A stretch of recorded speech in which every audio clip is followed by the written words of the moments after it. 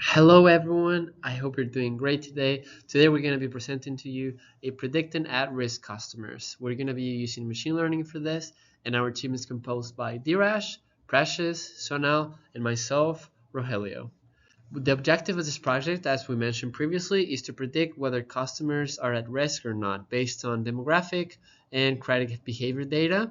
This data comes from two datasets. They're both CSV files. One of them is called application record, which has the demographics as well as the application details, such as income, number of family members, occupation type, gender, etc. And then we'll have also the credit record CSV file, which has the monthly status of each one of the customers, as well as its balances. Now, heading into the data insights, we can see that starting off with the application record dataset, it has a total of 438,557 rows. It has 18 columns, and we notice that in one of them, specifically the occupation type, it had 30.6% missing values. Now, this could be people that are either unemployed or they just didn't feel comfortable with sharing this information. However, later on, we probably will remove these columns so that we avoid having any bias to certain occupation types, as well as reduce the risk of um, dealing with these missing values. And also there were no duplicates. As if for the credit record dataset, it had 1,048,000 rows with 575. And also on columns, we had three columns. These columns were the ID, month balance, which is basically the balance of each month, and also the status. So whether they are good or they are on debt, or if they haven't paid yet, or what's going on with this customer in specific. And also there were no missing values as well as no duplicates in this data set. So when we look at the target variable distribution, you can see that there's a huge imbalance. You can see the risk users being 1.4% of the users and no risk users being 98.55% of the users. This would create imbalanced data, and it also create biases while we're creating the model. For feature engineering, as Roger mentioned before, we had 30.6% of the occupational type data missing. We filled them with zeros as we did not think it would impact our model as much. And variables like age, income, and work time were grouped into categories to make the data simpler and easier for the model to understand. Feature names were also simplified to make them cleaner and easier to understand. These changes improve the quality of the data and also make it more useful for building a good model. Now let's talk about the information value analysis. This helps us understand which of our features in a dataset are useful in predicting at-risk customers. From the bar charts, we can see the top 5 features by the information score. The first one being a family type at 0.056, suggesting the family structure can affect the credit risk of a customer. Then we have the education type. Mostly the education type can be linked to financial stability, and this is at 0.045. Then following closely at 0.044 is housing type. Housing type here suggests whether the customer owns a house or is renting. Then we have income type, suggesting whether the customer is working or a pensioner. Then we have reality, whether the customer owns a property. Okay, now let's talk about the model training and validation. We use 6 different machine learning models to find out which works best for our problems. We use the logistic regression, the decision tree classifier, random forest, support vectors machine, light G, GBM, and XGBoost. To ensure that our data was properly trained, we splitted the data into 70% for training and 30% for testing. Now we'll talk about the best performing model. Okay, so now talking about the best model performance, this slide highlights the performance of XGBoost, which was identified as the best performing model for our task.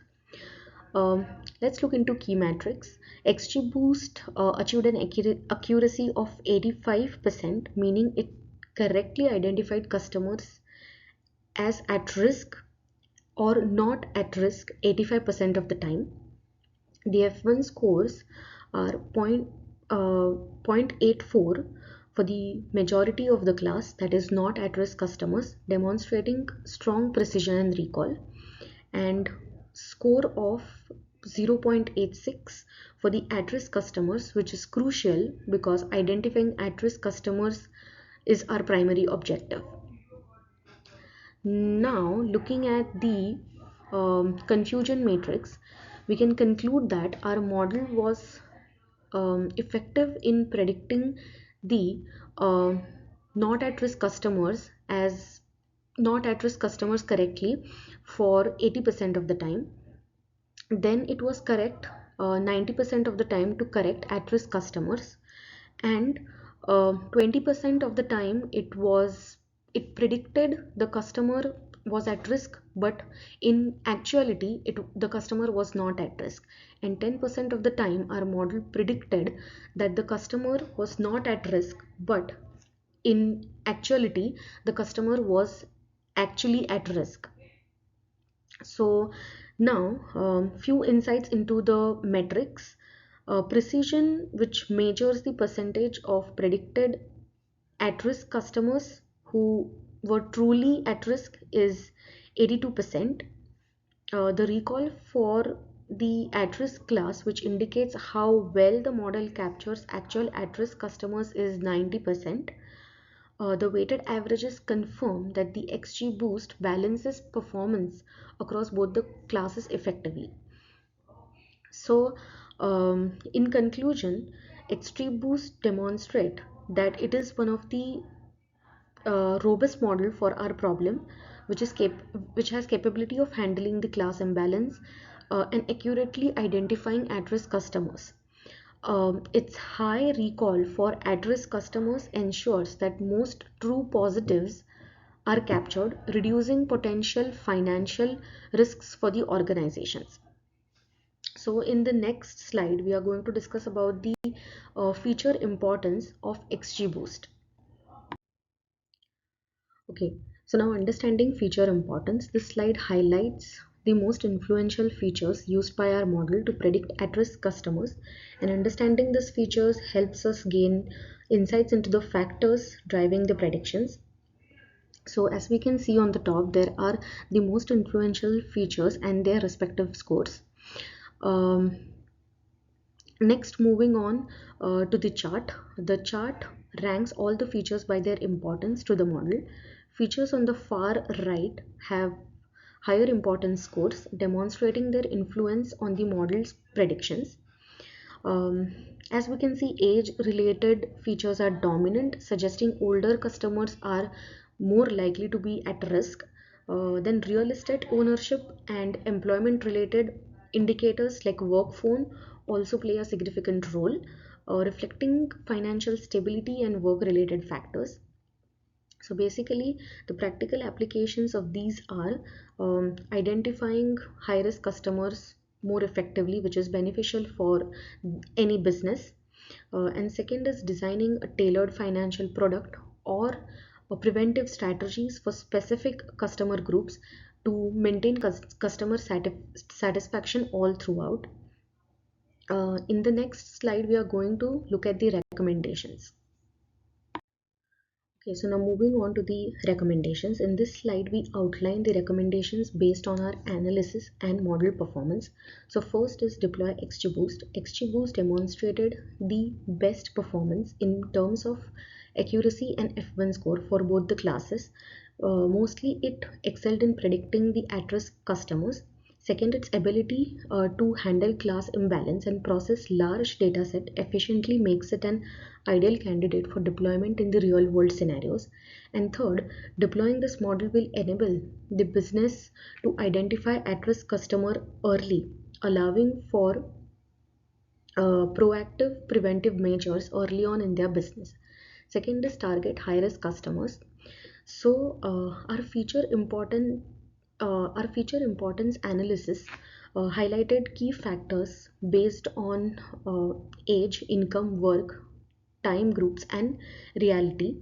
Based on these insights, we recommend focusing efforts on specific high risk segments like customers in older groups with lower incomes, then those with shorter work histories as they tend to have financial instability, and third, customers who do not own any real estate property, indicating potentially high risk, high financial risks.